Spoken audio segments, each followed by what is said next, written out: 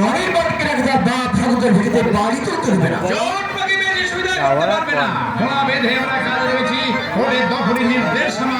তাহলে যত ছিল ভালো কেন মন্ডলের চাষারে দেখে ভেবেছিলাম ওর পিছনে বুঝি আইনের জোর আছে, তাই খবরটা তোকে দিতে হয়েছিলাম। আচ্ছা চলি চলি বললে আজ কিন্তু তোমাকে যেতে দিচ্ছি না বাবা। রাম রাবণের যুদ্ধের শেষ অংশটুকু আজ কিন্তু আমাকে শিখিয়ে দিয়ে যেতেই হবে। আরে এখন কি শেখার সময়? তুই যখন বলছিস আজ সামান্য একটু মধ্যে দিয়ে যাবো, কারণ সে তোর গানটা শিখে দেখিতে